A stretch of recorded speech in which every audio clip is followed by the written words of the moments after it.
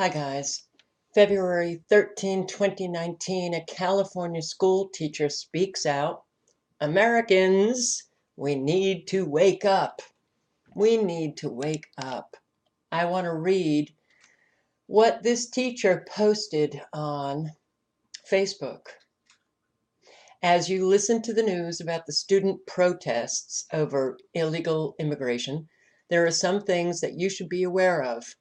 I am in charge of the English as a Second Language department at a large Southern California high school, which is designated a Title I school, meaning that its students average in the lower socioeconomic and income levels. Most of the schools you are hearing about are Compton, Southgate High, Bell Gardens, Huntington Park, etc., where their students are protesting. These are also Title I schools. Title I schools are on the free breakfast and free lunch program. When I say free breakfast, I'm not talking about a glass of milk and a roll, but a full breakfast and cereal bar with fruits and juices that would make the Marriott proud. That strikes me as unbelievable because our public school systems give out the most horrendous food, lunches, breakfast to the kids. But okay, the waste of this food is monumental, with trays and trays of it being dumped in the trash uneaten. Our tax dollars at work. I estimate that well over 50% of these students are obese or at least moderately overweight. About 75% or more have cell phones. The school also provides daycare centers for the unwed teenage pregnant girls, some as young as 13, so they can attend class without the inconvenience of having to arrange for a babysitter or having family watch their kids. More of our tax dollars at work.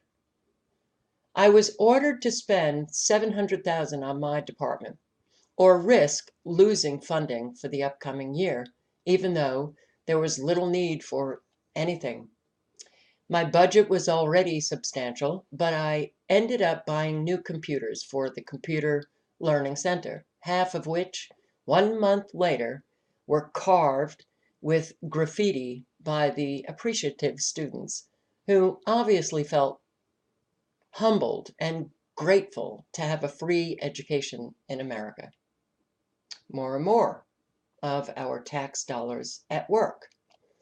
I have had to intervene several times for young substitute teachers whose classes consist of many illegal immigrant students here in the country, less than 3 months, who raised so much hell with the female teachers calling them putas, whores, and throwing things that the teachers were in tears. Free medical care, free education, free food, free daycare.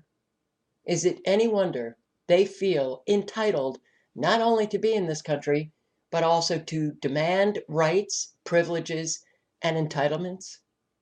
To those who want to point out how much these illegal immigrants contribute to our society because they happen to like their gardener or housekeeper and they like to pay less for tomatoes, I say spend some time in the real world of illegal immigration and see the true costs. Higher insurance, medical facilities closing, higher medical costs, more crime, lower standards of education in our schools, overcrowding, new diseases. For me, I'll pay more for tomatoes. Americans, we need to wake up. The guest worker program will be a disaster because we won't have the guts to enforce it. Does anyone in their right mind really think they will voluntarily leave and return? It does, however, have everything to do with culture. A third world culture that does not value education, that accepts children getting pregnant and dropping out of school by age 15, and that refuses to assimilate, plus an American culture that has become so weak and worried about political correctness that we don't have the will to do what is needed. If this makes your blood boil, as it did mine, forward this to everyone you know, including your congressmen and senators. Cheap labor, is that what the whole immigration issue is about? Business doesn't want to pay a decent wage. Consumers don't want expensive produce. Government will tell you Americans don't want the jobs. But the bottom line is cheap labor. The phrase cheap labor is a myth, a farce, and a lie. There is no such thing as cheap labor. Take, for example, an illegal alien with a wife and 5 children. He takes a job for $5 or $6 an hour. At that wage, with 6 dependents, he pays no income tax. Yet at the end of the year, if he files an income tax return, he gets an earned income credit of up to $3,200 free. Also, he qualifies for Section 8 housing and subsidized rent. He qualifies for food stamps. He qualifies for free, no deductible, no copay health care. His children get free breakfasts and lunches at school. He requires bilingual teachers and books. He qualifies for relief from high energy bills. If they are or become aged, blind, or disabled, they qualify for SSI. Once qualified for SSI, they can qualify for Medicare. All of this at taxpayers' expense. Your expense, our expense, the legal residents, citizens' expense. He doesn't worry about car insurance, life insurance, or homeowners insurance. Taxpayers provide Spanish language signs, bulletins, and printed material. He and his family receive the equivalent of $20 to $30 an hour in benefits. Working Americans are lucky to have $5 or $6 an hour left after paying their bills. And paying his bill, oh, I get it, I'm sorry, paying their bills and the illegal immigrants' bills. The American taxpayers also pays for increased crime, graffiti, trash cleanup, free childcare, free mommy makeovers after having their children. I don't know. Are you kidding? Tummy tuck and breast lifts? Well, that I haven't researched. So, okay. Free tummy tuck and breast lifts. Cheap labor, yeah, right. Wake up, people, wake up, people, wake up, people. There are questions we should be addressing to the presidential candidates for either party. Oh, yes, that's right. We're heading into yet another campaign, long, long campaign for the presidency. It just makes me sick. You know, it goes on every friggin' 2 years. Anyway, we must take action or we will all go down the drain because a few don't care. And if you think this is bad, just wait until a Democrat becomes president and the redistribution of wealth becomes the norm in this ex-democracy. The estimated annual cost now for state, local, and federal is $400 billion a year. Okay. There are a lot of organizations on it that 400 billion is a bit too high. Fair here, the fiscal burden of illegal immigration on United States taxpayers. So I will link below to everything. You can check this out. The cost of illegal immigration to the United States, they breaking down the taxes that illegal immigrants do pay, is at the federal, state, and local levels. Well, it's really 135 billion annually. $135 billion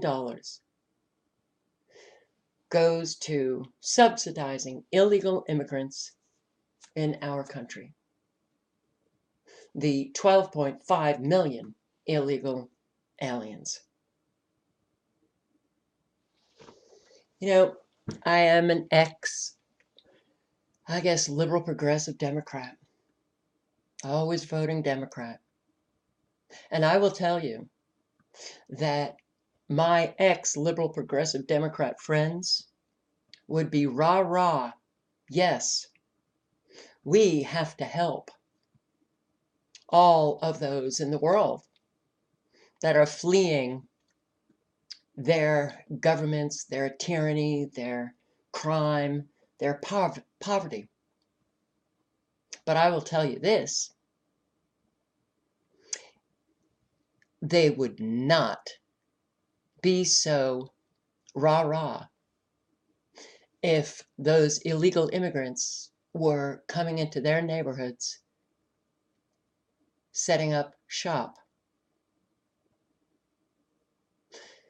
Most of my ex-Democrat friends also were those who enjoyed very nice salaries. So the bit of taxes that they had to pay, they didn't suffer any hardship. So it was easy for them to pay additional taxes to support illegal immigrants as long as they didn't come into their neighborhoods.